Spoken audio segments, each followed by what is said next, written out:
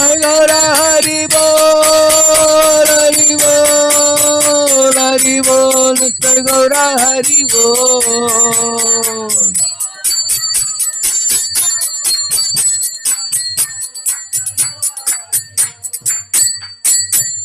पावन हरिनाम संकीर्तन की, श्रील प्रभुपाद की, अनंत कोटि वैष्णव वृंद की। ओम अज्ञानतिमिरन्धस्य ज्ञानाञ्जनशलाकया चक्षुरुन्मीलितं येन तस्मै श्रीगुरवे नमः। नमो ॐ विष्णुपादाय कृष्णपृष्ठाय भूतले श्रीमते भक्तिवेदान्तस्वामिन्निति नामिने। नमस्ते सारस्वते देवे गौरवाणी प्रचारिणे निर्विशेषशून्यवादी पाश्चात्यदेशतारिणे। वाञ्छाकल्पतरुभ्यश्च कृपा सिन्धुभ्य एव च पतितानां पावनेभ्यो वैष्णवेभ्यो नमो नमः। जय श्री कृष्ण चैतन्य प्रभु नित्यानंद श्री अद्वैत गदाधर श्रीवासादि गौर भक्तवृंद। हरे कृष्णा कृष्ण कृष्ण हरे हरे, हरे Ram Ram Ram Hare Hare. Please all of you repeat this shloka. Utsaha nishchayat dhairyat tat karma pravartanat sangatyagat sato vritteh shadbhir bhakti prasidhyati. See, utsaha is little more elaborated than just saying enthusiasm. Here it says eagerness to perform the limbs of sadhana which enhance bhakti, it says. So these are additional, like Piyusha Varshini Tika by Bhaktivinoda Thakur. Like that, there are 2-3 tikas are there. So there they have given different meanings, but ultimately all the different meanings are leading to enhancing our devotional service. So Prabhupada says enthusiasm means endeavoring with, anybody knows? Yes? Intelligence. Endeavoring with intelligence. Yes. It is not hard work, it is smart work. Endeavoring with intelligence. One should know where to put our energy, not just make a mindless endeavor. Utsaha means one should learn how to endeavor in such a way that one will be able to render service to Krishna properly. That is enthusiasm, he says. So eagerness to perform the limbs of sadhana, which means limbs of sadhana are navavida bhakti, which enhance bhakti. Similarly, nishchaya means conviction, or signifies firm faith. Dhairya, generally dhairya means what we say? Patience, we say. Here more elaboration is given for patience, you see. Not slackening one's execution of limbs of bhakti, even when there is a delay in obtaining the goal. There may be delay in receiving the results. So generally sadhakas, do they worry about the results not coming, or do they worry about increasing their endeavors in bhakti? Generally, sadhakas, where is their focus on generally? When you are chanting Hare Krishna, do the sadhakas think about how I can improve my chanting and be more pleasing to Krishna? Do they worry about that? Or do they often worry about, why am I not feeling ecstasy? When will all my anarthas be cleared? Are they focusing on the results? Generally? Generally which one? Huh? Actually, sadhakas generally orient towards result generally. They go and ask seniors, why am I not feeling ecstatic? 16 months I'm chanting 1 year, I'm not feeling tears. Like that people ask. But that is not a proper attitude. One should ask, what have I done for Krishna that I have to get tears? Millions of lifetimes I've been wandering in so many different species of life. At last I have come to Krishna now. Actually, we should feel privileged to live in the company of devotees, to be able to come to the temple, to be able to worship the Lord, to be able to study the scriptures, to be able to understand all these things through the Guru Parampara. Even for that, we should feel very privileged and grateful and thankful. Honestly speaking, if you ask me, what is your greatest ambition in spiritual life? I would say that in whatever situation I am in now, I'll pray to Krishna that in the same manner, put me in a similar situation for a million lives. Because I'm ready to do homework for a million lives also. But my only greatest fear would be not to be born in any place other than in the company of devotees. So that ambition devotees can have. Let me be born in the family of devotees, in a community of devotees. Let me get a chance to render service to you. And even if it would take million lives. Why I am saying this is very authentic, what I am telling you now. Because Rukmini in one prayer says, Yasyang gripangajarajasnapanam mahanto vanchantu mapatirivatmathamopahatyaihi yaryam bujaksha nalabheya bhavat prasadam jakyam asun pratakrishan shatajanma bisyat. She's telling to Krishna in the last part of her letter to Krishna. She's telling, Yasyang gripankajarajasnapanam mahanto. The dust of your lotus feet, Krishna, is aspired even by Brahma and Shiva, who take it on their heads. Why? Tamopahatyai, she's telling. To destroy the ignorance in their hearts. Shiva also takes it on his head, she's saying. Shiva is the Adipati of Tamoguna. But even he has to take the dust of Krishna's lotus feet on his head to become free from ignorance. Like that he says. And then she's saying, Yaryam Bujaksha. Oh lotus-eyed one, Krishna, na labheya bhavat prasadam. In case I am unable to obtain your shelter now when I am writing this letter to you, you consider me unqualified and you are upset with me. How dare you write a letter to me asking me to accept you as my wedded wife? If Krishna says like that to Rukmini, she says, I am ready to wait for Shata Janma Bisyat. She's saying Shata means 100. I am ready to wait for 100 lifetimes. I am ready to be born and dying, and birth and death, 100 times. And in each life, I am ready to offer my life as I will do the austerity of offering my life as a sacrifice to you. Like that she's telling.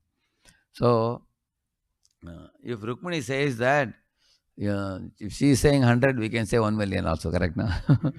She is ready to offer her like that. So therefore, that is the patience, the area. That is one pastime in Ramayana. One time when Jatayu was flying in the sky along with him, above him his brother Sampati flew. Sampati wanted to prevent Jatayu from getting his wings burnt. But Sampati's wings burnt away. So he fell down in a mountain area. Later on, he was thinking of dying. He thought it's useless to live without wings.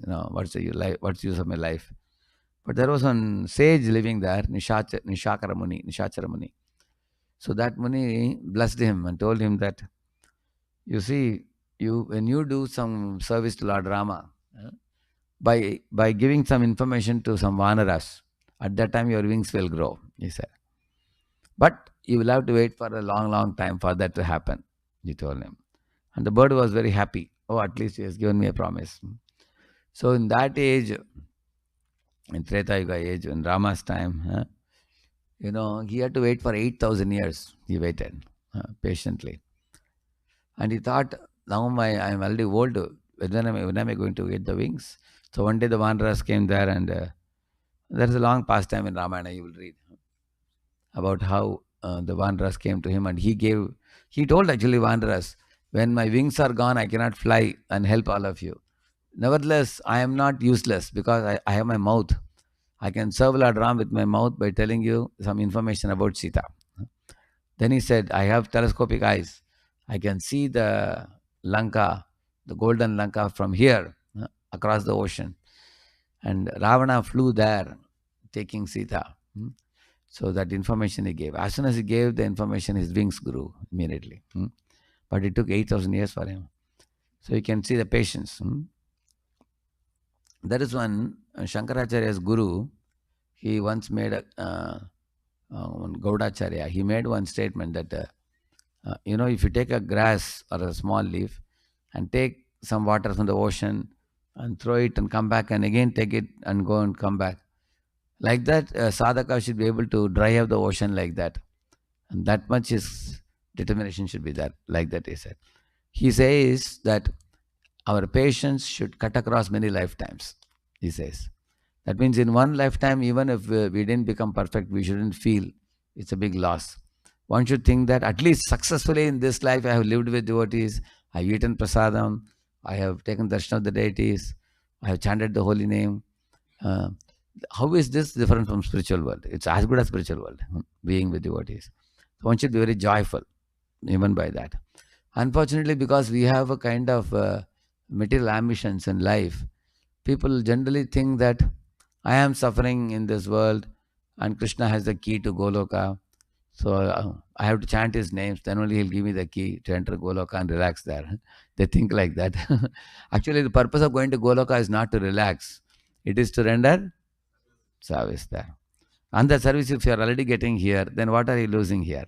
Then nothing to lose. Actually, in Krishna consciousness, the means and the end are same. Therefore, it is as good as being in spiritual world. So one should have that patience. Then Sangatyagat means he says abandoning association of non-devotees. And Tatat Karma Pravartana means fully renounce one's material enjoyment and endeavoring exclusively to attain the Supreme Lord. See, very nice meaning. That means renouncing material enjoyment and endeavoring exclusively to attain Supreme Lord. One pointed way. Okay. See, if you see this, a shloka which I read just now. So, Utsaha, Nishya, Dhairya, Tatat Karma Pravartana, 4 items. They are called as Anukul, favorable for cultivating bhakti. And the other 2 items, Sangatyaga and Satavrite, that teaches how a devotee should conduct his life. See, that's the difference. Accept these favorable items, and also the behavior of the devotee should be Asatsanga Tyage Vaishnava Achar, he says. It's a behavior actually. Similarly, Satovrite means following the previous acharyas. These 2 things the devotee should follow as a conduct, he says. So, actually, these questions are answered in the subsequent slides, but I will not show you all the slides because showing slides may distract you and also it may become very long. So I'll make it very short for you. So Prabhupada says in this purport that mm, bhakti is not, what bhakti is not, he says. It is not imaginative ecstasy, he says. And don't imagine. If somebody says that I'm getting tears in my eyes when I am chanting or when I'm seeing the deities or anything, immediately you present to them the 9 symptoms of Bhava Bhakti mentioned in the Chaitanya Charitamrita. What are they? Kshantiravvyartha kalatvam viraktirmana shunyata ashabandha samudkantha namagane sadaruchi asaktis tat gunakhyane pritis tat vasatistale. These are the symptoms. So he's saying that kshantihi, forgiveness, avyartha kalatvam, not wasting even a moment in Krishna service. Viraktihi means losing taste for sense enjoyment. Shantiravyartha kalatvam viraktir manashunyata, completely unassuming and free from false prestige. Asha bandha means always having hope against hope in Krishna, never losing hope, even in very trying circumstances. Samutkantha means always eagerly longing, like we say, no, tatyenu kampam susmi kshamano, ikshamano, always longing to attain Krishna's mercy. Samutkantha. Namagane sadaruchi. And in this way, he always loves to chant the holy names of Krishna more and more. And asaktistat gunakhyane is attached to describing the glories of Krishna. Pritistat vasatistale. He likes to go to the holy abodes of the Lord. And when a devotee is lying in the holy abode of the Lord, the night also he gets remembrance of the Lord. Oh, this is the same dham in which Krishna lifted the Govardhan hill. Krishna subdued Kaliya. Krishna killed Agasur, Bakasur, all of them. Krishna walked through this 12 forests of Vrindavan with his friends. Same place where gopis were meditating on Krishna. So in this way, the devotee's heart is constantly raging with thoughts of the holy abode. So these 9 symptoms are actual symptoms of bhava in the heart of a devotee, not external symptoms of tears in the eyes. So therefore, what is not bhakti? He's saying it is not imaginative ecstasy or it is not mental speculation. Bhakti. Mm. So, see, bhakti refers to cultivation and practical activity. See, you know, practical activity is very important.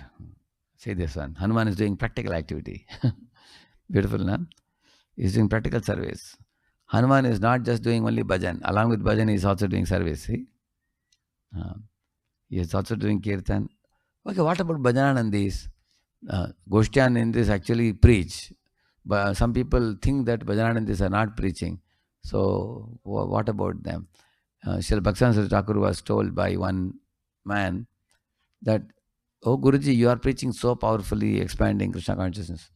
But your Guruji has just sat in Vrindavan and he didn't go out. What do you say about that? So Bhaktivinoda Thakur gave a nice example. He said, sometimes you see the fan rotating, right? But the fan is powered by an engine, a motor. So he said, my Guru is like motor and I am like the fan. He said, my action that I am doing is actually inspired by him. And he is blessing the world by expanding the purity of the holy name. As the holy name is chanted, the pure holy name spreads in the atmosphere of the world. Many, many living entities will be affected by it. So very advanced Bhajananandis can do that. Like Haridas Thakur, chanting 3 lakh names. And Goshanandis are internally inspired by the Lord to preach. Bhajananandis are internally inspired by the Lord to sit and chant. Lord likes them to chant. Haridas Thakur was given a place by Lord Chaitanya. Where? Siddhabakal. One day Mahaprabhu went to Jagannath temple and got the toothpick of Jagannath and came and brought it to a place, spot where he put it in the ground and a tree came up. And then that was a tree, Siddhabakal tree. And he told Haridas Thakur, here is the residence I am giving you. You stay here and just chant 3 lakh names every day. So if you are ordered by Guru, we can do that. Otherwise, we have to preach Krishna consciousness. So everybody should engage in devotional activity. See Prahlad. Yeah. Prahlad had no motives at all. Yeah.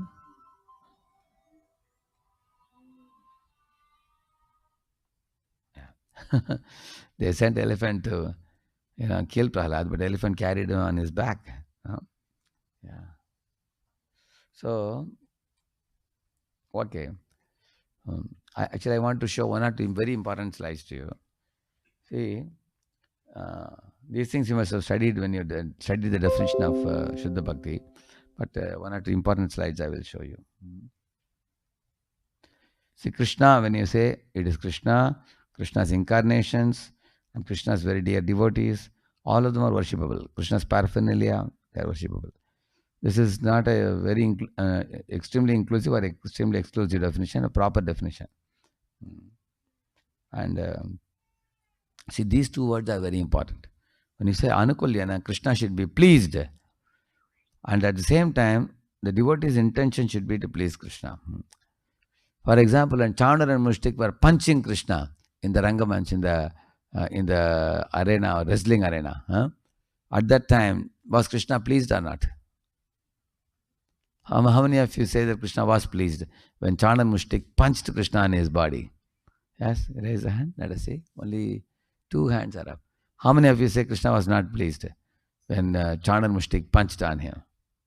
Okay, there are a few hands up. Okay. Actually, Krishna was pleased. Krishna laughed and smiled, because he enjoys stunt. So when Chandar and Mushtik were wrestlers, when they punched on Krishna, Krishna smiled and laughed, and he actually enjoyed the fist fight with Chandar and Mushtik. But the second point is another makes the condition complete. Intention should be to please Krishna. Was Chandar and Mushtik intending to please Krishna? Definitely not. What did they want to do with Krishna? Kill him. So therefore, it is not bhakti. It is pratikul. It is opposed. Now Yashoda was keeping Krishna on her lap, and then suddenly the kitchen milk boiled. So she put Krishna down, and Krishna cried when she went to the kitchen. He was biting his lips and he was crying. So, is Krishna pleased or Krishna displeased? He externally appears to be displeased. But what was Yashoda's intention? to please Krishna, to save the milk for Krishna. So, our acharyas have said that Yashoda's bhakti is Anukul bhakti, favorable, because her intention is to please Krishna. Although externally Krishna appears to be displeased, he is internally pleased by his mother. Therefore, these things we have to understand from the acharyas. Here, another example is given here, you can see. See, Jarasandha, Kalayavana, they all chased after Krishna with weapons in their hand to attack Krishna. And Yashoda is also chasing after Krishna with a stick to beat Krishna. But what is the difference between the two? Whose behavior is pratikul? Pratikul means unfavorable. Jarasandha, Kalayavana, right? And Yashoda is carrying stick. Is he really intending to beat Krishna? She just wants to frighten the child so he will not be naughty. Whereas they are actually carrying weapons to kill Krishna. So the intention becomes all important. See, in Bhakti also you will see, say for example, one fellow purchased Sonbabdi packet in Vrindavan. He kept it in his room. While packing the luggage, he forgot. And he boarded the train. After the train left for 4 hours, suddenly he saw I missed taking it. Then he called a friend. He said, please go to that room. Is that packet there? He says, yes, Prabhuji, the Sonbabdi packet is there. Oh, ho, ho. So, are you coming back to the same city? He asked him. So that devotee said, no, Prabhuji, I am going to Delhi. I am not coming to Pune, if he says like that. Then he said, okay, Prabhuji, you take it. Well, I don't have anybody else. All devotees have left after the yatra. They have come. Because you are anyway not coming to Pune, you take it, if he says. Is he intending to give him Sonbabdi? No. Actually, his intention was to get it back. He might have told him, bring it and give me. Maybe I'll give you one piece. But I'll have the whole box. But because you are not coming here, he said, okay, you take it. So that the intention becomes very important. On the other hand, imagine he purchased 2 packets. One he kept with himself, and one he called you to his room and said, Prabhu, I want to give you something, please take it. That means intention is there. Where the intention is there, that is where you get pleased. Somebody intended to please you. They arrange for you. So there are many things which happen in an unintended manner also sometimes. Those are not actually affection. They are just like one fellow purchased some puffed rice from a shop in a packet like this. And suddenly wind blew and some of the puffed rice started flying. He said, oh, this has gone out of my hands. He said, Govinda Nama. He said, because now let Govinda eat it now. So did he intend to please Govinda? No. Therefore, in Bhakti, we have to intend to please the Lord. It's very important.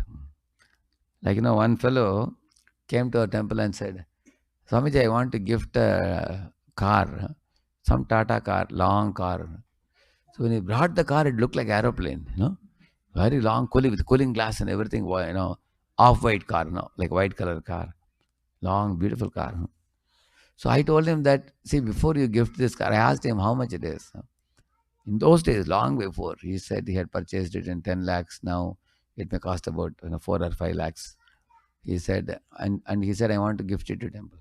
I said, see, first our mechanic will come from our temple. He will assess your car. It's a second-hand car. Only if you want, we will take it. He said, no.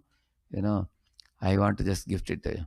Whenever he comes, you ask him to say it. I'm going now. I'm busy. He said, he went away. Then mechanic came. And everybody was very happy. Brahmacharis are simple fellows. They don't know about all the model car and everything. They saw the car and thought it's very beautiful. So, of course, that day I had to go out. After a week when I came, devotee said, Prabhuji, none of us have used. We want you to sit first. Then we will take you. So when they took me, from here to the end of the hall, it will travel and then it will stop. And then 4 people have to push the car, including me also. Then it will start. And then again you put him under this much distance, it will go. So we were supposed to circumambulate the temple and come. And we had to push it 10 times. Later on, I called that owner and said, see, our people have a problem with the car. You can kindly repair it and give it. I told him.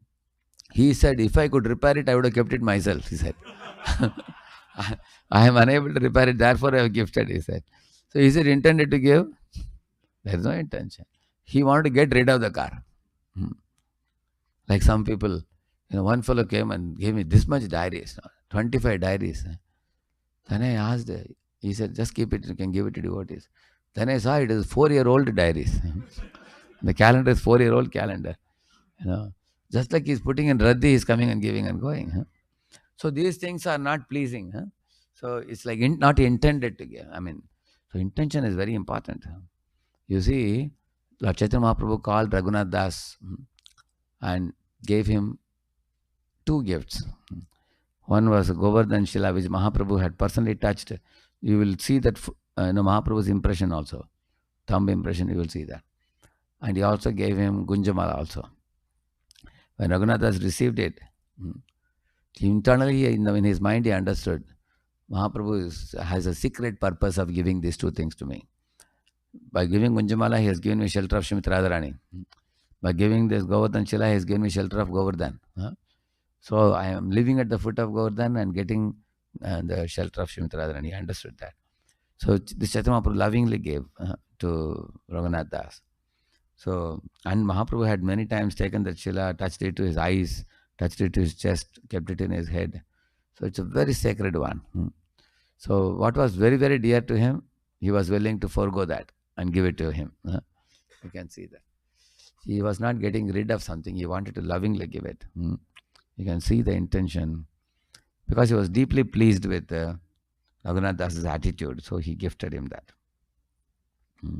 Just like Lord Ram gave that ring in which Rama was engraved. He gave it to Hanuman to give it to Sita. And Sita also took her Chudamani and gave it to Hanuman to be given to Rama.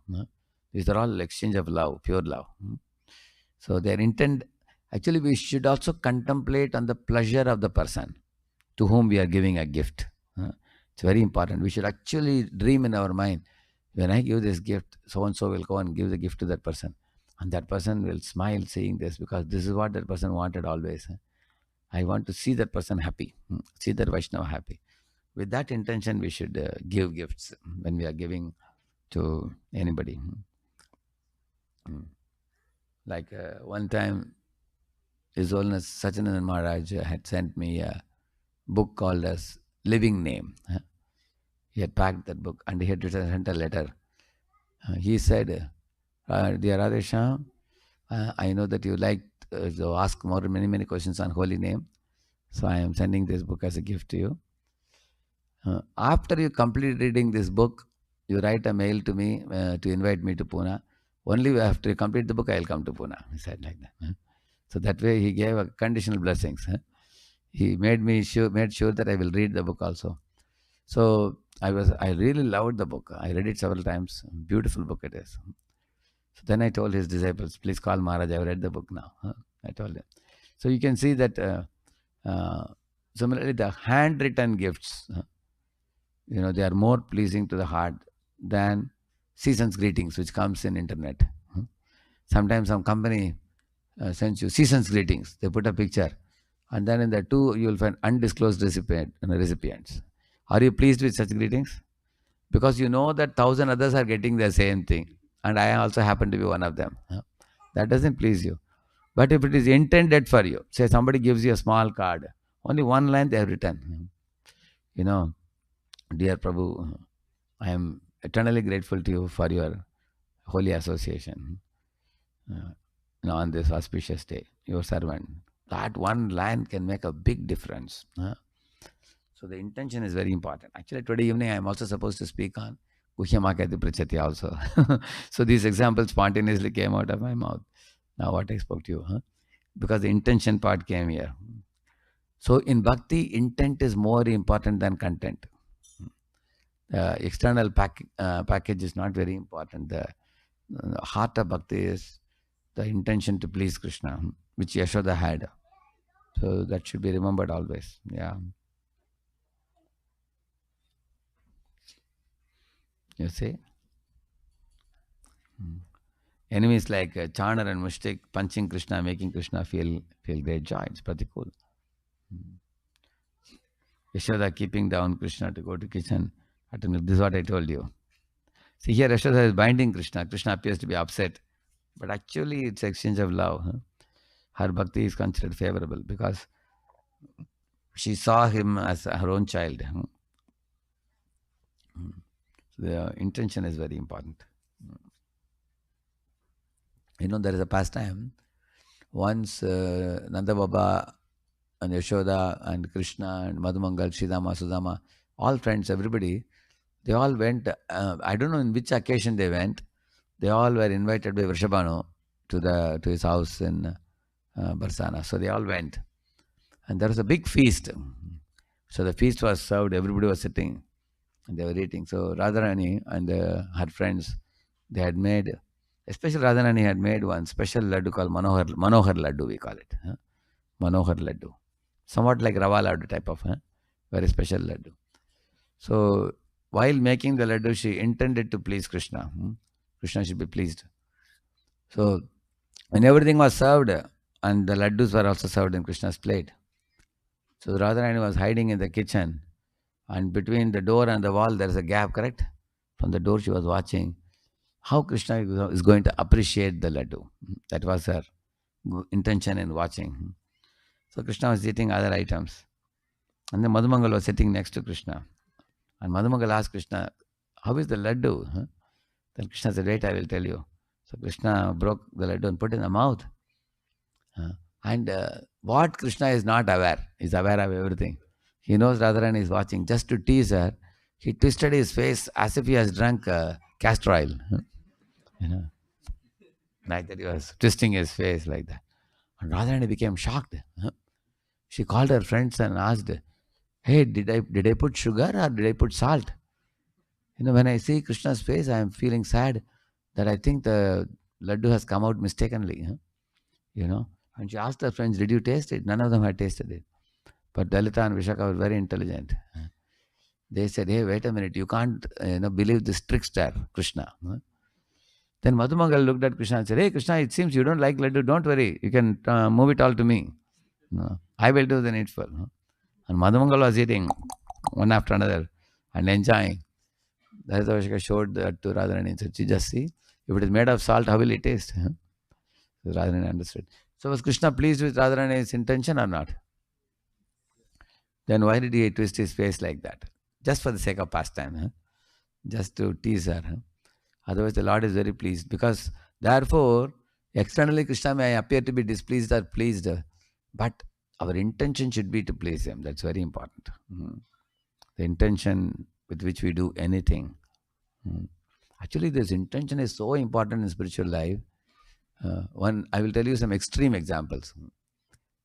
You know that one old Varisan lady climbed on the Garuda Stamba and also kept one leg on Lord Chaitanya's shoulder.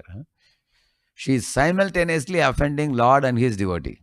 Lord Chaitanya is the Lord and Garuda is his devotee. Both places she kept leg. And in the crowded temple of Jagannath, she was taking darshan of Jagannath with great eagerness. While Govinda chastised her, he shouted at her, hey, get down, what are you doing? So that time Lord Chaitanya exclaimed, how blessed is this old lady. She has so much eagerness to see Jagannath. I wish I had an iota of this eagerness. Like that he said. So this is a very amazing thing, isn't it? Lord Chaitanya did not take the offense at all. So in the spiritual world, there is only one rule. That means to love Krishna. There is only one prohibition. One should not envy Krishna. That's all. If one has love for Krishna and one doesn't envy Krishna, you are fit to live in spiritual world. One day, Jadrani Mataji had done a drawing which she wanted to put on the wall. And she climbed up on Prabhupada Vyasasan and she was putting it in that room.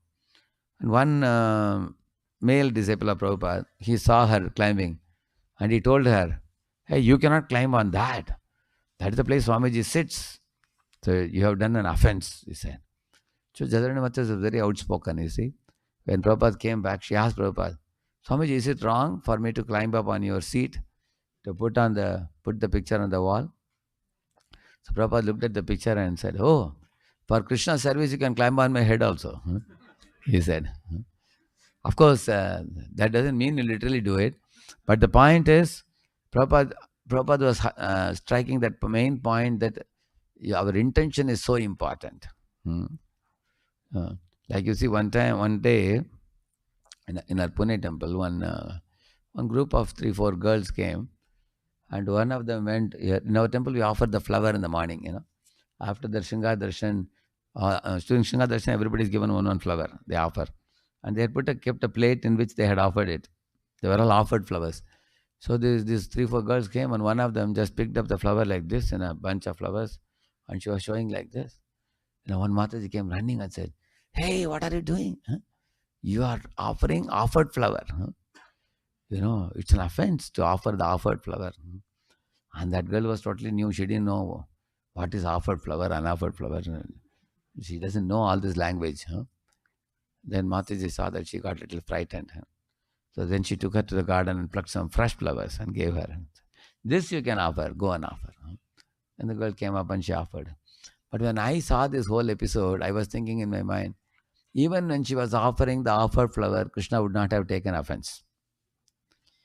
Why he would not have taken offense? Krishna knows that she is innocent. She may not know the rules and regulations in front of the deities and how you should do, all those things she may not be aware. But innocently, Krishna will only see her desire to offer him flower. That's all he will see. Because the intention is so important that if the right intention is there, Krishna is ready to compromise on everything else. That's why, like Vidurani was giving him banana peel, isn't it? Krishna was eating banana peel and she was throwing away bananas, not intentionally. Her intention was to please Krishna. But in absorption in love, she was also giving banana peel and Krishna was also eating banana peel. Amazing it is. He was throwing away, she was throwing away the banana unknowingly until Vidura came running and told her. Then she came to external senses. That means Krishna is ready to forgive our deficiencies in our devotional service to him. Even if there are deficiencies, provided we approach him with good intention. Actually, Krishna is so intelligent that he can observe our our intentions. Like the super soul smells the fragrance of our desires. It is said, fragrance like a jasmine has a certain fragrance, right? Jasmine flower has certain fragrance, isn't it? And lotus has another type of fragrance. So the super soul can smell our intentions whenever we do anything. He is extremely intelligent. One example we'll give from Srimad Bhagavatam. When Brahma was flying in the sky, when Krishna and friends were all doing Vanabhoj, they were eating, correct, no? Eating in the bank of Yamuna. At the time, Brahma was little confused seeing Krishna's behavior while eating, covered by sharing their remnants and all everything. So he wanted to conduct a test to check whether Krishna is the Supreme Lord. Correct now? That's a Brahma Vimohan Leela, which comes subsequently. As soon as he got that desire to do some mischief, immediately Krishna and Leela Shakti, they both took note of it. Immediately. Brahma didn't even bring out that desire. He just desired in his mind that I want to conduct a test. You know what Leela Shakti did immediately? She immediately produced one batch of Maya Arbaka, it is said. Maya Arbaka means Maya children. Maya covered boys and calves. She produced one set and kept ready. Why? Because Krishna's personal associates cannot be touched by Brahma. They were actually kept by Leela Shakti. Leela Shakti took away Krishna's associates and kept them in another place, safe place. And she gave one bunch of Maya Arbaka. Just like you all know the pastime Maya Sita. Correct? In the same manner. And so Brahma stole whom? Did Brahma steal the associates of Krishna? No. Associates of Krishna can never be touched by anybody. They were kept by Leela Shakti safely in another place. And what Brahma stole was only Maya Arbaka. It is said Maya children and Maya calves and everything, whom he kept in the cave. Therefore, later on when Brahma came again, actually, at that time you find Brahma was bewildered. Who is the children in the cave whom I kept? Are these a real set? Or Krishna himself expanded himself into third set, correct, no? Third set, which is direct expansion of Krishna only. Later on, Krishna vanished those expansions. And the And the real associates who are hidden by Leela Shakti were given back to Krishna. These are all, Vishwanath Thakur has explained this. Generally, people think there were only two sets, correct? No? There are actually three sets. One real set was hidden by Leela Shakti. And why I told you this right now, because Leela Shakti is also very intelligent, empowered by Krishna. So Krishna and Leela Shakti both saw that this fellow is having a mischievous desire now. He is going to do some mischief. Before he does any mischief, we will uh, not let the associates be taken by him. That's a point actually. Evam sammohayan Vishnum vimoham vishvamohanam swayaiva mayaya ajopi swayameva vimohitaha. It is said. He is saying, Evam sammohayan Vishnum. Brahma came with the intention to put Krishna in bewilderment. Vimoham means the Lord can never be put to bewilderment. Vishwamohanam. He puts the whole world in illusion, he says. Vimoham Vishwamohanam. Swayaiva mayaya ajopi swayameva vimohitaha. He says, although he wanted to put Krishna under his maya, he himself became bewildered by Krishna's maya. He says like that. So you can imagine if Krishna can sense Brahma's desires, whose body is made up of intelligence and he has four heads, and he is Atmabhu, the first son of the Lord. We are all tiny creatures. We should know that whenever any wicked or any thoughts comes in our mind, we should know that Super Soul has already observed it. He is a witness for it. We cannot hide anything from him. And we cannot do any drama to him. Even if we bolt the door of a room and privately think something inside, still Super Soul is everywhere. Sarvata Panipadam Tat Sarvata Akshishiromakam. He says that. And Bhagavatam says, not only Super Soul is watching everywhere, his eyes are non-blinking eyes. Chakshur Yasana Rishyati, it says. Because, for example, if I am sitting keeping my mobile here, if I blink my eyes, a thief can steal it. Whereas Krishna's eyes are what eyes? Unblinking eyes. Which means basically we should know that Lord can become aware of our intentions. Even if you don't spell it out. Lord knows your intention. Like your Sudama, his wife gave him some, chipped rice.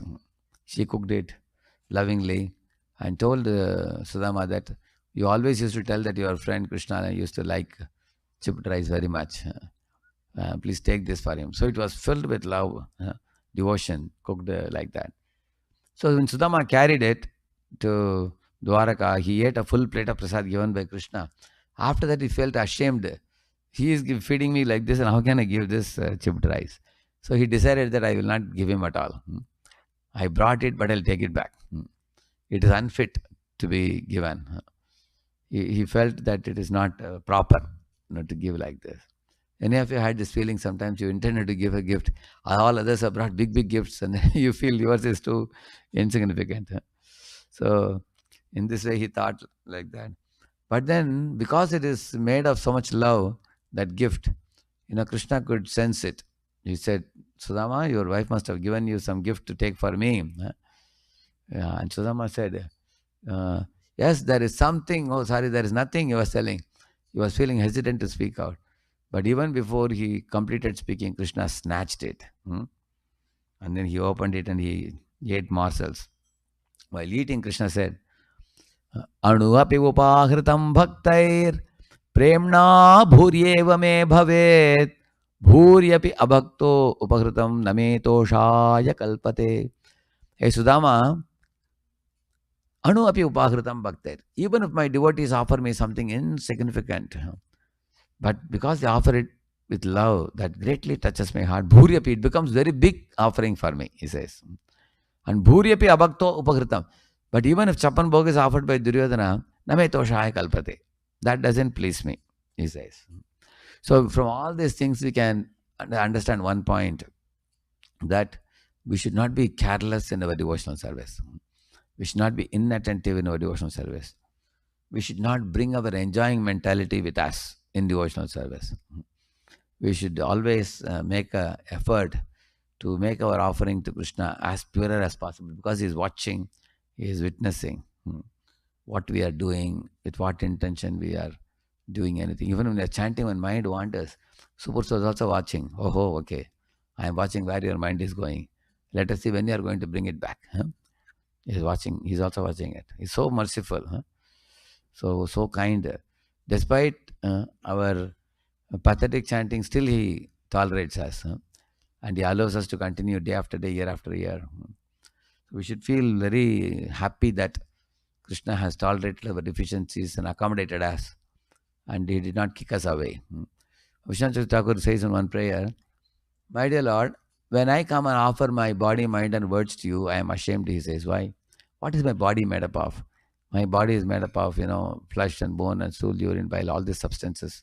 Um, my body, as material body, is useless. At least a tree's body, you can make something with wooden table or something. With a man's body, what will you do? You only burn it." And then he says, "If I offer my subtle body to you, my subtle body mind is full of filth. Huh? So many kinds of negative impressions in the mind.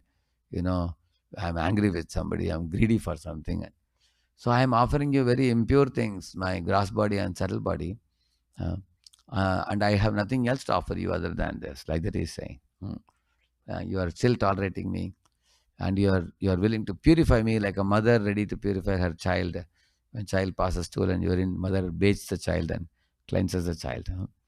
So, and this type of grateful attitude is very pleasing to the Lord, actually. So the Anukul Bhakti actually means the intention is all important. Yeah. And Anu means acharyas are involved. As soon as we say Anu Shilanam, means immediately we should follow the acharyas. See? Anushalana cultivation by following predecessor acharyas. Also, I told you cultivation means activity, not idle meditation. You see? Anushalana means pravritti and nivritti. We engage our body. Like for example, when Pujari is worshipping, that is engaging the body in pravritti. Service like that. Now, when you're chanting the holy name, you are engaging your mind in pravritti. Yeah, you are uttering words. I am speaking, glorifying Krishna. That is vacha pravritti. Now I avoid prajalpa. That is vacha nivritti. Correct, no? Yeah. We take our mind away from, the clutter of the outside world. That is manasa nivritti. Correct, no? Yeah. This way we follow the four regulative principles of the body also. Then it is kaya nivritti. So like that is anushilana. See, Prabhupada says some very important things. Some quotes are here. You can read it. Somebody who has the mic with you. If he's not continuously engaged in the cultivation of devotional service, it can't be called Uttama Bhakti. It's not pure devotional service. What is important here? Not continuously engaged.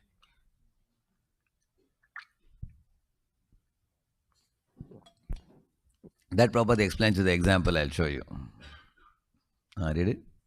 Someone might come into the temple and the deity might inspire him, and he might put some money in the box just to please the deity, or he might want to sing some bhajan just to please the deity, and then he goes out and does everything else. So that's not pure devotional service. It has to be a systematic cultivation. Yeah. So maybe he has some devotion, but that's not pure devotion. Because some people worship Krishna also and they worship everybody else also. And they don't come regularly to temple. They don't systematically cultivate devotion. Therefore, in our preaching also, we should try to bring people to the weekly programs, um, and also coming to the Bhakti Vriksha program, as well as coming to the temple and taking to the chanting of the holy name. 1 round, 4 rounds. Every Ekadashi, we can tell them increase one round. In this way, gradually they can come to 16 rounds. We should not hesitate to tell them. Sometimes preachers are afraid. Like one preacher was telling me, "Prabhuji, I have a 30 people audience, I'm cultivating them. Very slowly I'm cultivating them." He said, "What are you doing?" He said, "We are reading Mula Ramayana." So we are reading the shloka and the translation. I asked, "Who are the people attending the program?" He said, "They are all senior citizens, all 70 plus." He said, "Then how long you have been doing this?" He said, "For the last 2 years I am doing." He said, "So how many rounds they chant?" He said, "Shh, I have not yet told about chanting. I want to slowly cultivate them. When they become more fixed up, I will tell them to start chanting." I said, "You said already they are 70 plus. You know, you should teach. Immediately you should teach them chanting. Huh? So don't delay. Huh? I said, don't fear to introduce chanting. People fear that if I tell them to chant, they'll go away. That is their fear. Actually, you can tell people, if you chant, it will be nice. If you don't chant, also it's all right. Keep coming for the program. But please try to chant. You can tell them at least. I also tell the people, you increase your rounds based on your own internal inspiration. Huh? But generally, our devotees increase one round on Ekadashi day. Like that, I tell them. Huh? So therefore, we want people to be sincere, serious, committed. I was hearing the beautiful class of His Grace Haribala spoke in the morning today. What a beautiful class it was. I wish I am also one of the members of your community here. I can daily get to hear him. Huh? So nice it was. He is just speaking from the heart. And the volume of, content of what he spoke today on what is materialism. If any of you missed it, you should definitely go to it will be in YouTube, right? You should go and hear that. It was extraordinary. He is just speaking exactly like Prabhupada. Huh? What Prabhupada would emphasize. Jai Shri Shri Radhe Shyam ki jai.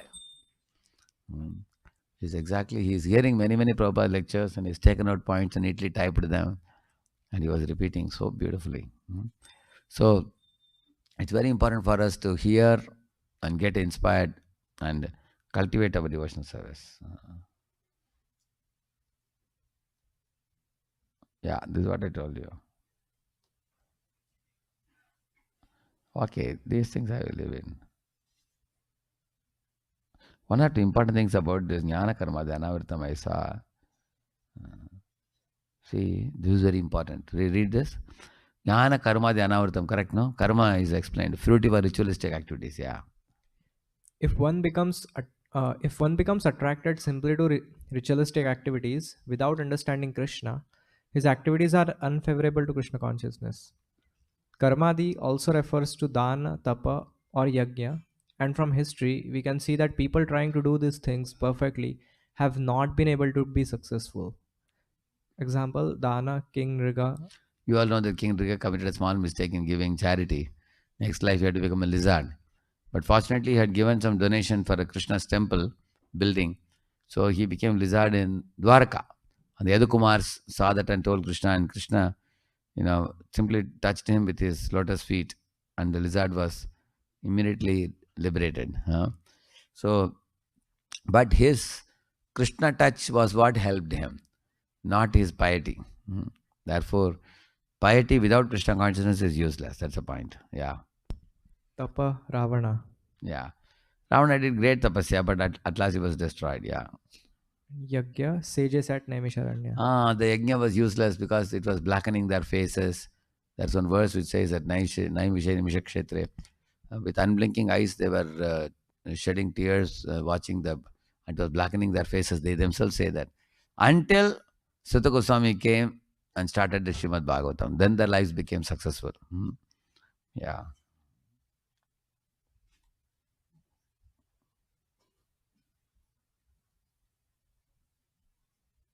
Read this, very important. Pure devotional service is given by Rupa Goswami. Anyabhilashita Shunyam. No desire for fruitive activities or philosophical speculation or mystic yogic magic. No. Simply how to satisfy Krishna. That is bhakti.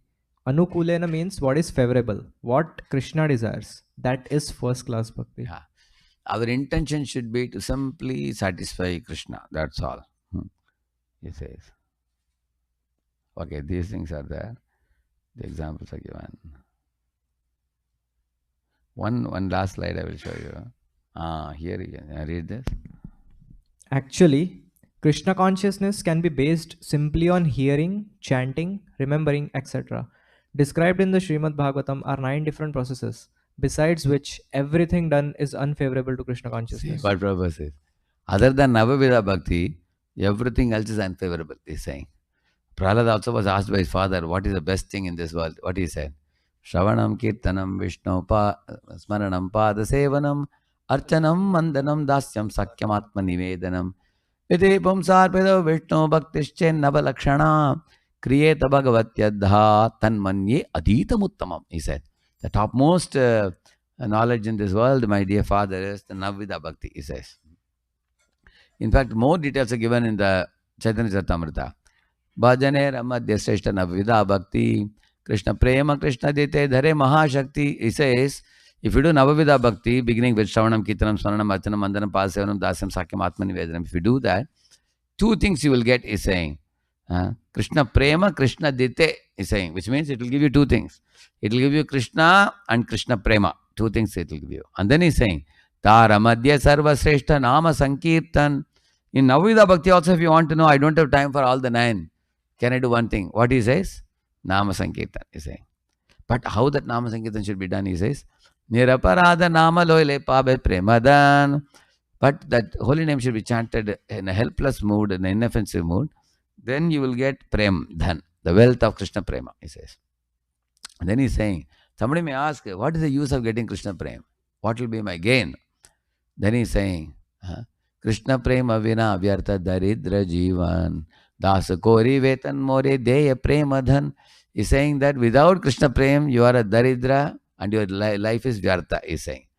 Without Krishna Prem, you are a poverty-stricken fellow and your life is a waste, he's saying. The Vyartha and Daridra, he says. Therefore, everybody should aspire for attaining this imperishable commodity of Krishna Prem. So, therefore, he's saying the goal of Navavida Bhakti is to get Krishna Prem. Why I am emphasizing on this? The Tattvavadis in Madhva Sampradaya, when Chaitanya Mahaprabhu met, he asked them, what is the goal of life? They said, to perform Varnashrama for the pleasure of Vishnu, they said.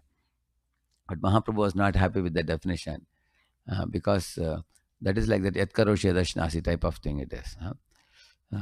Actually, he said that although everything should be done for the pleasure of Vishnu, there is another verse, Manmana Bhamat Bhakto, is superior to Yatkaroshya Dashnasi. Because Yatkaroshya Dashnasi verse says that you do whatever you want and then you offer it to Lord. That is the Karma Yoga type it is. Bhakti Yoga means you intend to please Krishna. What will please Krishna? You think about it and then you do it. There is a big difference between the two. So here also he says, Navavida Bhakti is very pleasing to the Lord. Therefore, there is one verse by Lord Krishna to Uddhava where he clearly distinguishes between Varnashrama and this Shuddha Bhakti. He says, Tavat karmani kurvita na nirvidyeta yavata matkata shavanadauva shraddhayaval na jayate. Hey Uddhava, when a person develops taste for this Navavida Bhakti, especially epitomized by hearing and chanting, he says, then he transcends Varnashrama, he says. He is not a brahmachari, he is not a grihastha, he is not vanaprastha, he is not sannyasi. He becomes my pure devotee. But he delights only in hearing about me and chanting my glories and remembering me. Therefore, Shukadeva Goswami told, Tasmat Bharata Sarvatma Bhagavan Ishwaro Hari Shrotavya Kirtita Vismatavya. Those 3 things he told, same things. Prabhupada is writing here. Again, you read this one, this is also very good. Concluding quotes. To achieve success in self-realization or God-realization, Sri Chaitanya Mahaprabhu recommended Sthane Sthita. You just remain in your present position. You remain as a grihastha or as a brahmana or as a sannyasi, as a businessman, professional man. It doesn't matter. But Shruti Gatam Tanuvan Manobhi. Just try to hear about Krishna. Shruti Gatam, oral reception. Shruti Gatam means oral reception. Tanuvan Manobhi. And try to employ your body, words, Tanuvak, and Mana, mind, engaged in Krishna's service. You see, only 2 things we have to do in our life. We hear about Krishna, that hearing actually cleanses our heart also. Yasyam vai shruyamanayam Krishna paramapurushi. That verse says that. Bhakti rutpadyate pumsam shoka moha bhaya apaha. There are 2 benefits you get by hearing. One benefit he says, Bhakti rutpadyate. It produces bhakti for Krishna. Another one is, shoka moha bhaya will be finished, he says. So, and then he says, after hearing Krishna Katha, become inspired in your heart. And then what do? Use your hands, legs, everything for rendering service. Like Harinam Sankirtan, you all went today. And then worshipping the deities, dressing the deities, cooking for the deities, making garland for the deities, distributing books, engaging our body, mind, words. There's one verse by Vritrasura which exactly says this. Somebody may ask Vitrasura, what is your aspiration of your life? So he says in three verses he says, but one verse is very important in that. Aham harer tava padai kamula dasanu daso bhavitasmi bhuyah manasmaret ashupater gunamste vrinitava karma karotu kayah. Same thing he says. He says, my dear Lord, I want to become dasanu daso bhavita asmi, he's saying. Let me become a servant of your devotees, he's saying. That's the first aspiration. And then he's saying, manas maret, with my mind, let me remember your beautiful form, name, form, qualities, pastimes. And with my mouth, let me chant your holy names, he says. And with my body, let me engage in your devotional service. Same thing Prabhupada says here. So you can just remember that verse. Hear about Krishna, become inspired, and render devotional service. Prabhupada used to say that in our heart there should be some devotion, and we should, with that devotion, we should be ready to render some service. That's called devotional service. So, yeah, read it. So this Krishna consciousness movement is to give chance to everyone to hear about Krishna. This is the first process, Shravanam. And when one has heard very nicely about Krishna, then he can speak about Krishna. And he must speak. You cannot remain without speaking. That is the result of Shravanam. Shravanam Kirtanam. One who has heard nicely, he must speak or preach. Yeah, that means two things he has said. After, first of all, we should hear very patiently, and we should hear lovingly. We should hear with great shraddha and enthusiasm and sincerity. Our hearing should be to get shelter of the Lord. Then after that, two things we have to do. One thing is whatever you heard and assimilated, you preach it to others also. And also with the hands and legs, the body, and you render some devotional service. So this is a complete understanding of devotional service. Was given. Is given, the Navida Bhakti is given here.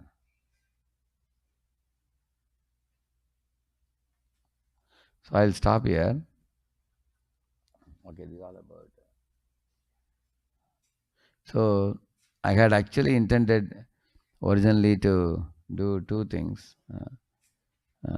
The two verses I was thinking of doing.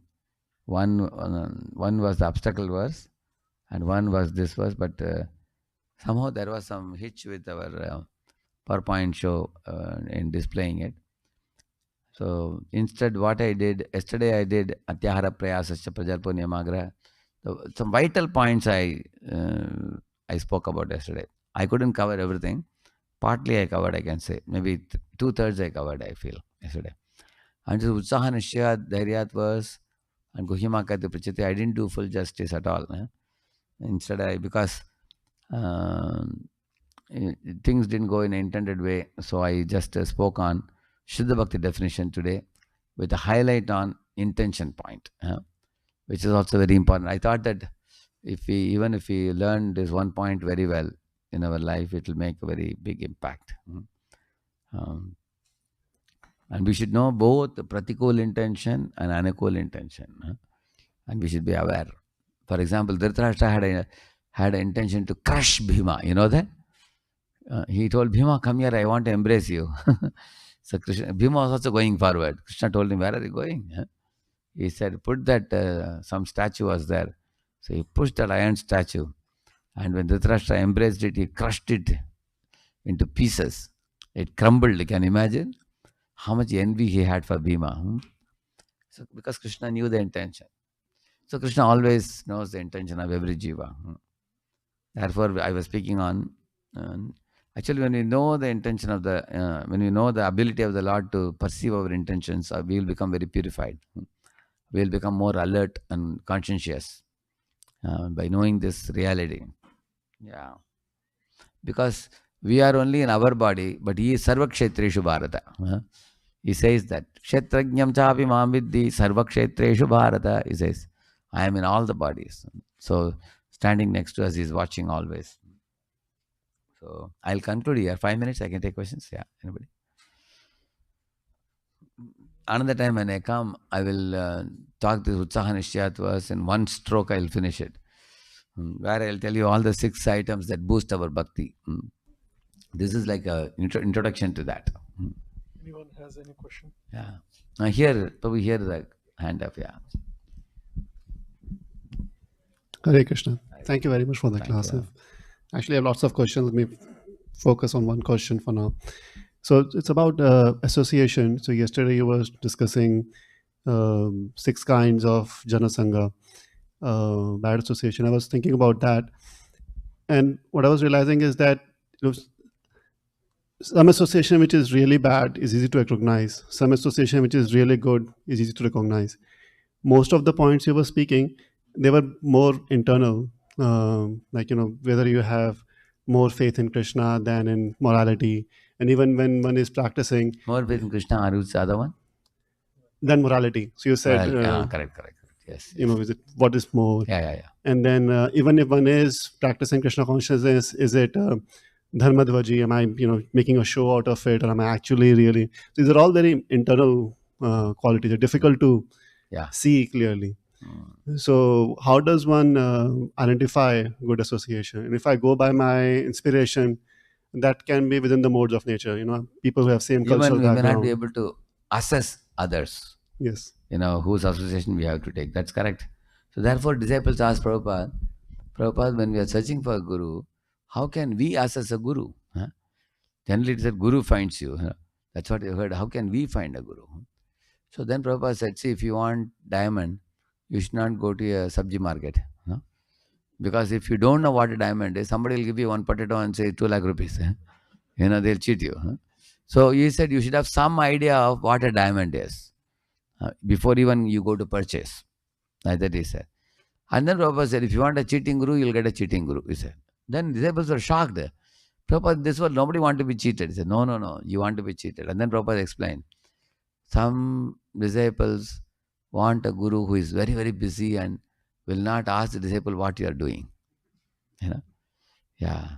Like sometimes we also have that, there are some counselors who very closely guide the counseling, do sadhana like this, submit sadhana report, record, and why are you doing this? You should not do this, you should do that. Then they go out of the group and go to another group where the counselor is very, very detached from the counselees, and they don't even, actually we call it as a baby follow-up, Baba follow-up, we call it. Baby follow-up means those who micromanage. Like a baby has to be taken care very much. Some counselors have that tendency. They too much take care of their people. You have seen some people like that? And there are others, Baba follow-up means he is in his own world. He's like Avadut. And you tell him, Prabhuji, your counselor has gone to London. He says, oh, really? I don't know, he says. Huh? He doesn't even know where are they going, where are they coming. He doesn't know. So some people move from one person to another because that means they actually want to be cheated. Because that means they want nobody to interfere with their sense gratification. Correct? Huh? So Prabhupada said, if you want a cheating guru, you'll get a cheating guru, he said. And then Prabhupada told, see, in America also so many gurus are coming and asking for so many dollars, and people are ready to give $50, $100, $1,000. And the long queue Prabhupada saw one place. Prabhupada said, where are they going? Prabhupada, they are paying some $1,000 or something. And this fellow has promised them he will make them God. And Prabhupada laughed and said, see, if he can make them God, why can't he become God? Prabhupada asked, how people are fooling others. It's a vanchita vanchata sampradaya, we call it. It's a sampradaya of cheaters and the cheated. He said. So, therefore, now even all of us have been searching after proper shelter in our life. At last we have come to sampradaya where we know that there are many difficult things in this movement which are given as prescription. Prabhupada says, all the devotees in ISKCON worldwide rise by 4 a.m. Prabhupada writes in one purport. All ISKCON devotees rise by 4 a.m. So we are supposed to sleep early and rise early and chant all the rounds. And which organization will give you 2 hours of sadhana, chanting, even for grihasthas with children and everything, job. And Prabhupada gave that, and we are following it in the parampara, you can see that. So we know that whatever we are doing, we want to get purified, we want to go back. We have come with that good intention. Otherwise, you will see that now having come in, there may be deficiencies in us, but if you objectively view our movement, we can actually, based on several parameters, we can assess this movement. Many religionists and philosophers have assessed ISKCON movement also. In fact, when court case was put on ISKCON for brainwashing case and all, ISKCON won the case. In America also, Germany also. Yeah, because many people were involved in testing all the ISKCON devotees. They could confidently say that ISKCON devotees are level-headed devotees. They are humble, they are tolerant, they are simple. Even in America, in San Francisco, first time when Rath Yatra went, our devotees went to the police permission and said, we want to take 3 hand-driven carts, they said. And the police people thought hand-driven carts, they thought it will be like bullock cart, they thought. They gave permission. And when devotees told Prabhupada, we got permission, Prabhupada was surprised. How you got permission for the big Rath? And then when the actual Rath was about to go on the day, police people were shocked. Uh, 3 carts, hand-driven carts. Yeah, we only pull it. Devotee said. Then the police people, to give custody, hundreds of police people, accompanied the devotees because they thought there may be some mob. Some people may attack or they may do some. But the police people saw from the beginning of the procession up to the end, it was so peaceful. Devotees were singing, dancing, distributing prasad. And the police people went back to police station and said, we had no job to do. We also joined the procession, that's all. So ISKCON earned a lot of good name. These are very cultured people, disciplined people. And also one of the mayors was complained by one man that these fellows are daily going on Harinam in the street. And the mayor went to the top of the building and watched. He told those fellows, complaining fellows, hey, these fellows are adding color to our city. And he gave a written permission. Please go every day. So you can see that because our movement, Prabhupada said, my followers are perfect gentlemen. So we can be very confident that we are in the right moment. It is coming in the parampara. No, it's coming in Guru Parampara. It's authentically presented with Prabhupada. And many intelligent disciples all across the globe have asked questions to Prabhupada and Prabhupada has successfully answered them. You can see them. So, and after this, as you said about our own intentions, what I would do is very, very simple. If I'm confused about anything, I will ask my mentor or my guru. I'm doing like this. Please tell me, am I doing properly or am I committing some mistakes? Like I also take reports from my people who are working with me and under me. They send me we have a 6 questions report we have. Quarterly they send me. But they are all very senior devotees. Some of them are temple presidents, some of them are vice presidents. So when they send reports to me, although they may be in a very senior post, I can call and tell them that this one thing you have to modify, don't do this or do this. They will do it, whatever I tell them. All of us actually need to take guidance from some senior devotee who is more realized and more advanced. Even sometimes we may not have access to Guru directly. We can take guidance from senior devotees. Yeah. And that kind of guidance is good for us. Yeah. You see our Arjun Saka Prabhu's brother, they both are wonderful devotees. Amarendra Prabhu. Amarendra Prabhu may be a very accomplished preacher, but he always feels himself like a younger brother to Adi Gadadhar Prabhu, with whom he is living in Atlanta.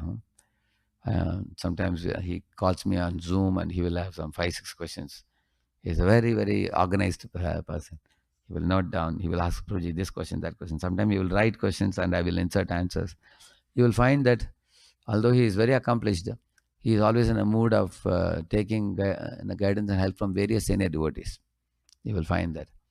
So, although he is highly knowledgeable and deeply learned in so many books and everything, so we can learn that in our lives also,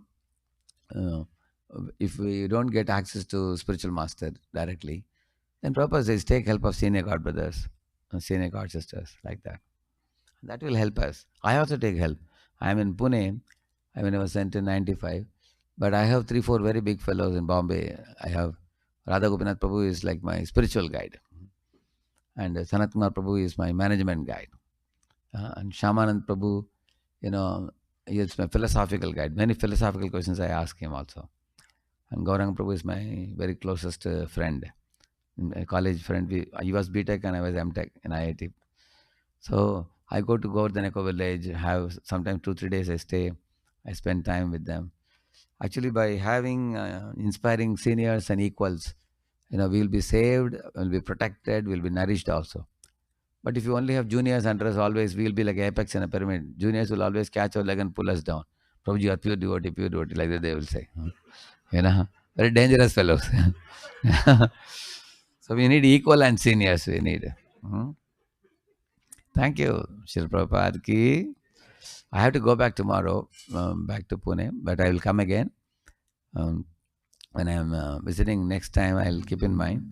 These two shlokas I will try to cover in 2 sittings. I did it in Hyderabad. When I was there, I covered in one sitting. I need about 1.5 hours I need to finish each of these 6 items.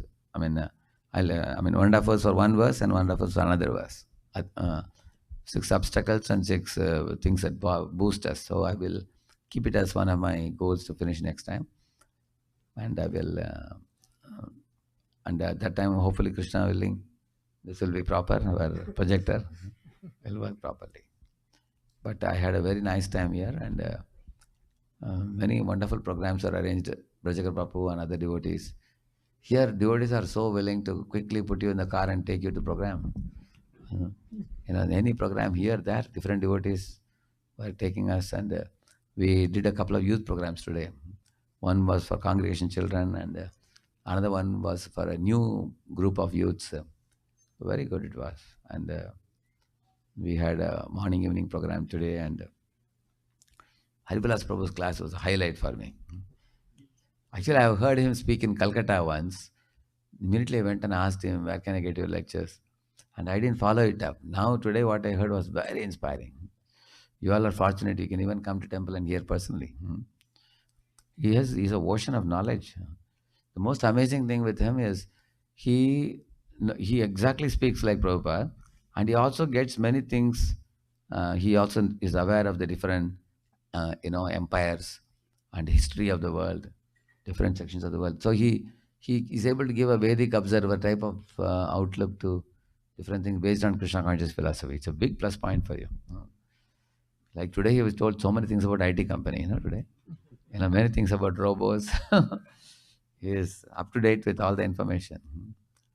So that way, you all can ask questions to him when your other friends challenge you, and he is very intelligent. Yeah, I would like to sometimes catch up with some of his lectures also. Yeah. Thank you all very much. Shri Prabhupada ki, Shri Radha Nila Madhav ki. His Grace Radhe Shyam Prabhu ki jai. Thank you from the bottom of our heart, Prabhu. Thank you for giving your valuable association for 2 days. I mean, we really exhausted you with 8 continuous sessions. Apologies for any inconvenience for you, from all of us. We are very, very grateful. Today's session was amazing. About the intent you covered in so many examples, almost 20, 25 examples I was just counting. It really nailed us. It really nailed the point on us. Thank you so much. We look forward for your upcoming yatra again in September. Yeah, thank you very much. Let's chant Hari Bol again 3 times loudly. Hari Bol! Hari Bol! Hari Bol! I can do 3 minutes kirtan. Short kirtan. Hare Krishna, Krishna Krishna, Hare Hare, Hare Rama,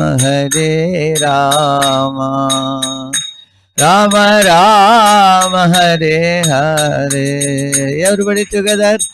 Krishna, Hare Krishna, Krishna Krishna, Hare Hare, Hare Rama, Hare.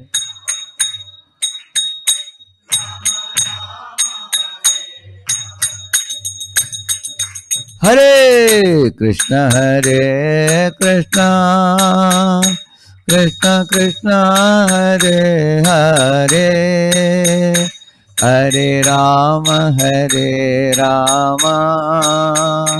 Rama Rama, Hare Hare.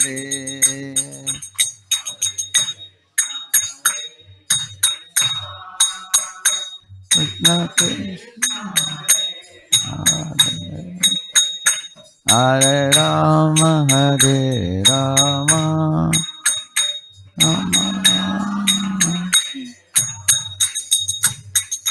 Hare Krishna, Krishna Krishna Krishna Hare Hare, Hare Rama Rama Rama Hare Hare.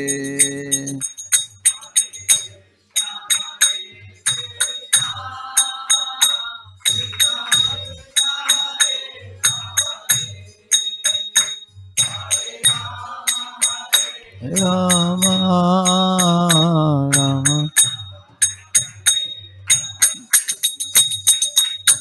Hare Krishna Krishna Krishna Hare Hare, Hare Rama Rama Rama Hare Hare.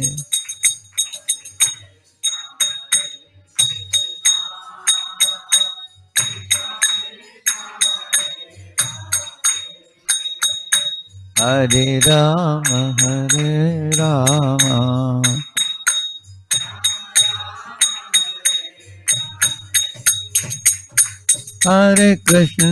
Hare Krishna Krishna Krishna Hare Hare, Hare Rama Rama Rama Hare Hare. Krishna Hare Krishna Krishna Krishna Hare Hare.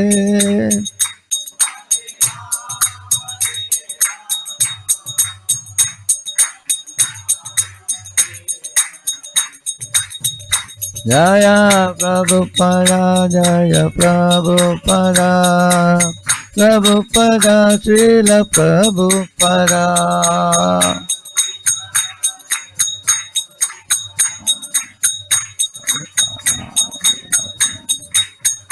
Gurudev, Gurudev, Gurudev, Gurudev.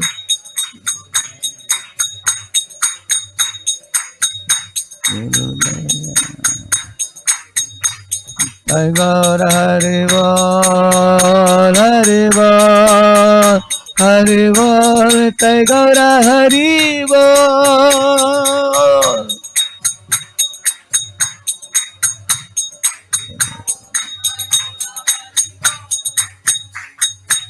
Hari पावन हरि नाम संकीर्तन की, अनंत कोटि वैष्णव वृंद की, श्रील प्रभुपाद की।